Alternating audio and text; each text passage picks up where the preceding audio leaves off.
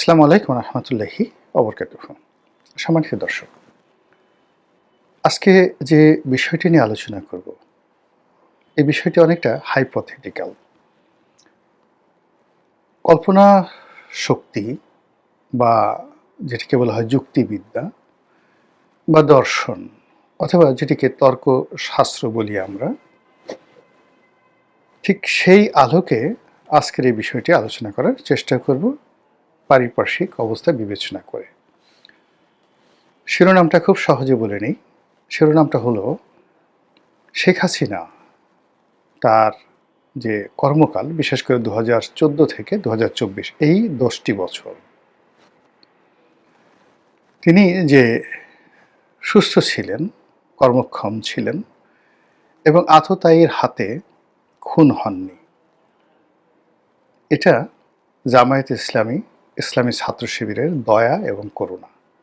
বোঝার চেষ্টা করুন, সজ্ঞানে বলছি, যুক্তি দিয়ে বুঝিয়ে বলবো। দ্বিতীয় যে বিষয়টি, সে বিষয়টি হলো তিনি যে গণভবন থেকে হেলিকপ্টারে করে প্রাণ নিয়ে দিল্লি পর্যন্ত যেতে পেরেছেন, এটাও জামাতের দয়া, করুণা অথবা দুর্বলতা কিংবা ভুল।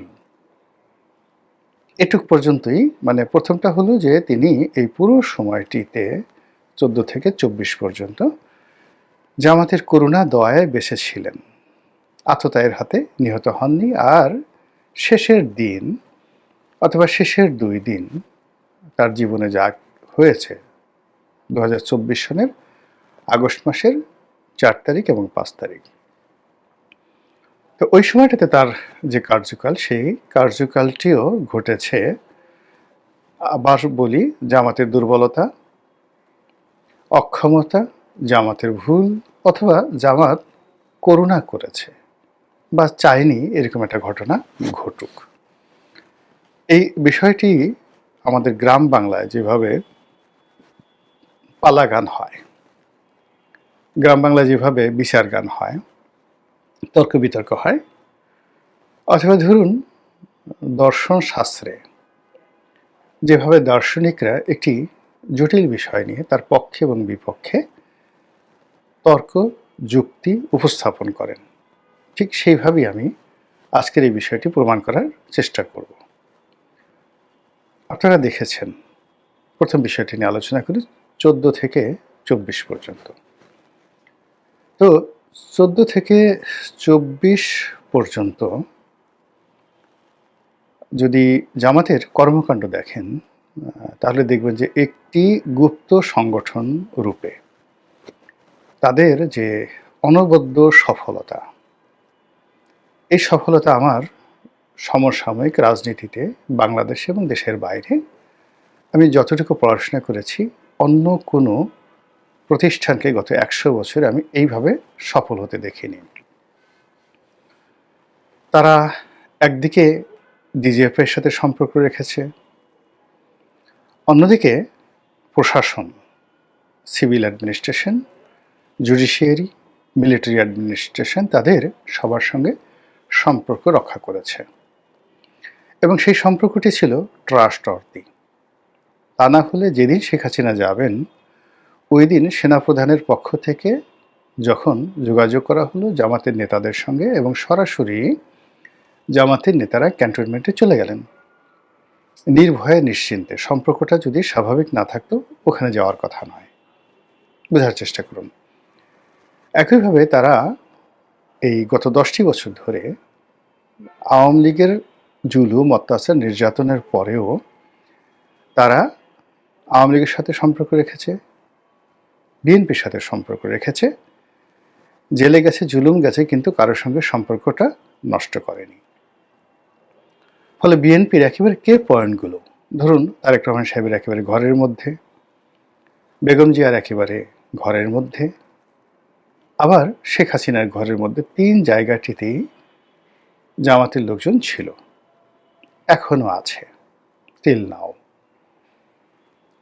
এবং যারা শেখ হাসিনার সঙ্গে ছিলেন তাদের কিছু অংশ সাম্প্রতিককালে ছাত্র শিবিরের কিছু অংশ বের হয়ে এসেছে এবং আমরা তাদেরকে দেখতে পাচ্ছি। তার মধ্যে ডাকসুর ভিপি সাদিক কায়ুম অন্যতম। ইরান যেভাবে প্রক্সি যুদ্ধ চালায়, ঠিক একইভাবে বাংলাদেশের রাজনীতিতে জামাতের অন্তত ৬ থেকে ৭টি প্রক্সি গ্রুপ রয়েছে, সব দলের মধ্যে, সব পেশায়, সব শ্রেণীতে এবং সব জায়গাতে। তো সেই দিক থেকে আপনি চিন্তা করুন, আমি নিজের কথা বলি, শেখ হাসিনার সাথে আমার সম্পর্ক বহুদিনের, কিন্তু কখনো তার পাশে দাঁড়িয়ে একটা ছবি তুলব এই সাহস আমার কখনো হয়নি, এই সুযোগও কখনো আমার হয়নি। একটি দলের মনোনয়ন লাভ করা সেই দলের প্রধানের সঙ্গে সর্বোচ্চ সম্পর্কের একটা প্রমাণ। তো যেহেতু আমি আওয়ামী লীগ থেকে মনোনয়ন পেয়েছি, সম্পর্ক না থাকলে তো পেতাম না। আবার যেন তেন নয়, আমার নির্বাচনী এলাকা পটুয়াখালী নয়, সদরপুর, চরভদ্রাসন, এই দুটো উপজেলাকে নিয়ে গঠিত ছিল 2006-07 সনে, 111-এর আগে। তো যখন 11-এর সময় সিটটা চলে গেল, মানে একটা সিট কমে গেল, ফরিদপুরে ভাঙ্গার সাথে অ্যাড হয়ে গেল, তখন শেখ হাসিনা, মাননীয় আওয়ামী লীগ সভানেত্রী, তিনি এই সিদ্ধান্ত নিলেন যে আমাকে পটুয়াখালীতে এবং তার অত্যন্ত প্রিয় ভাজন একজন মানুষ আখম জাহাঙ্গীর হোসেন, তাকে না দিয়ে আমাকে মনোনয়ন দেবেন। তো বুঝেন সম্পর্কটা কোন পর্যায়ে ছিল। কিন্তু তারপরও কোনোদিন বঙ্গভবনে গিয়ে, গণভবনে গিয়ে তার সঙ্গে একটা ছবি তোলা, পার্লামেন্টে তার সঙ্গে একটা ছবি তোলা, বা আমার স্ত্রী সন্তানদেরকে নিয়ে তাদের অনেক আবদার ছিল।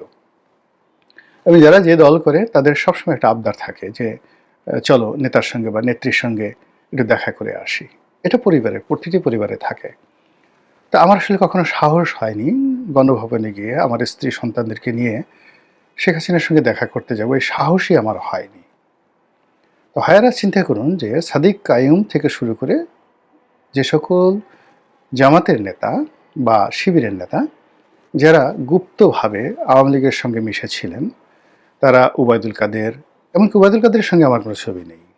উবায়দুল কাদের সাহেব আমার অফিসে এসেছেন বহুবার, কিন্তু কখনো তার সঙ্গে আমার ছবি হয় না।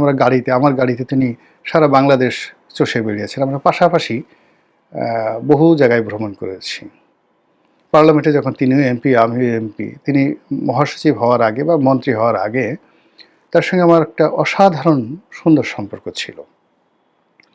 আবার যখন মন্ত্রী হলেন তখন আমি যেহেতু ওই সংসদীয় কমিটি, যোগাযোগ মন্ত্রণালয়ের সংসদীয় কমিটিতে ছিলাম, কাজেই তার সঙ্গে আমার যে সম্পর্কটা অসাধারণ, কিন্তু তার সঙ্গে আমার কোনো ছবি নেই। কিন্তু জামাতের অনেক নেতার সঙ্গে, শিবিরের অনেক নেতার সঙ্গে ওবায়দুল কাদেরের ছবি এবং সম্পর্ক ছিল। এখন যে নেই সেটা আমি বলতে পারবো না। তো বোঝার চেষ্টা করুন যে তারা এই যে ওবায়দুল কাদের থেকে শুরু করে, শেখ হাসিনা থেকে শুরু করে সবার একেবারে ঘরের মধ্যে তারা ঢুকে যেতে পেরেছিলেন, এবং 1 to 1 সাদিক কায়ুম সাহেবের মতো একজন তরুণ মানুষ শেখ হাসিনার সঙ্গে দাঁড়িয়ে ছবি তোলার মতো সুযোগ তার হয়েছিল, সম্পর্ক তার ছিল। তো সেই অর্থে আমি প্রথম যে যুক্তি দিচ্ছি যে তারা ইচ্ছে করলে সেই আওয়ামী লীগ নেতাদেরকে, ইনক্লুডিং শেখ হাসিনাকে, আসলে বিষ খাইয়ে মারতে পারতেন। এটা কোনো ব্যাপারই ছিল না। এবং বিষ খাইয়ে মারা ছাড়াও অনেক টেকনিক রয়েছে। আপনার ধরেন হাতের উপরে কিছু বিষ আপনি রাখলেন, সেটা ফু দিলেন, মানে অন্যজনের নাকে মুখে লেগে গেল, সে আস্তে আস্তে আস্তে আস্তে অসুস্থ হতে থাকলো। এরকম অসংখ্য ঘটনা রয়েছে। এখন জামাত এই কাজগুলো, অর্থাৎ আওয়ামী লীগের নেতাদেরকে যদি তারা মারতে চাইতো 14 থেকে 24 পর্যন্ত, তাদের বহু টেকনোলজি ছিল, অনেক ওষুধ ছিল, অনেক দোয়া ছিল, অনেক কুফরি কালাম ছিল, তারপরে কালো জাদু ছিল, বান ছিল, টোনা ছিল, যেটা কাছাকাছি কারো চুল এনে, কারো নখ এনে, কারো কাপড়ের একটু অংশ এনে, এই আমরা যে বিভিন্ন কুফরি কালামকে বিশ্বাস করি, এটা ইসলাম কিন্তু অস্বীকার করে না। স্বয়ং আল্লাহ রাসূলকে বান মারা হয়েছিল। তো জামাত ইচ্ছা করলে শেখ হাসিনাকে বান মারতে পারত, শেখ হাসিনাকে বিষ খাওয়াতে পারত, শেখ হাসিনার ঘরের মধ্যে মানে আরো অনেক কিছু গোকরা সাপ ছেড়ে দিয়ে আসতে পারত। It does not matter. কিন্তু জামাত উদারভাবে এই কাজগুলো করেনি। এই জন্য আসলে আওয়ামী লীগ এবং শেখ হাসিনার উচিত জামাতের প্রতি কৃতজ্ঞ থাকা। This is one. Second thing হলো, যখন শেখ হাসিনা চলে গেলেন, এই চলে যাওয়ার যে সময়টি অবস্থা দৃষ্টে মনে হয় যে 3 তারিখ থেকে 2024 সনের আগস্ট মাসের 3 তারিখ থেকে পুরো ঘটনাপুঞ্জি জামাতের নিয়ন্ত্রণে ছিল। কোন মহল্লায় কয়জন সংগ্রামী থাকবে, কোন জায়গাতে পুলিশ কি ব্যবহার করছে, মিলিটারি কি ব্যবহার করছে, কোথায় গোলাগুলি হচ্ছে, সব কিছু মানে তাদের নখদর্পণে ছিল।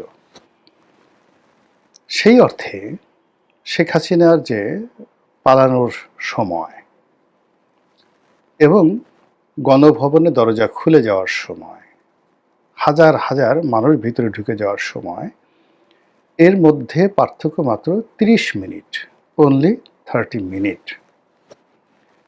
তো আজ আমরা যেভাবে প্রশাসনে সব জায়গাতে জামাতের জয় জয়কার দেখতে পাচ্ছি, সর্বত্র থানা, পুলিশ, প্রশাসন থেকে শুরু করে কোথায় না, সব জায়গাতে শুধু জামাত আর জামাত।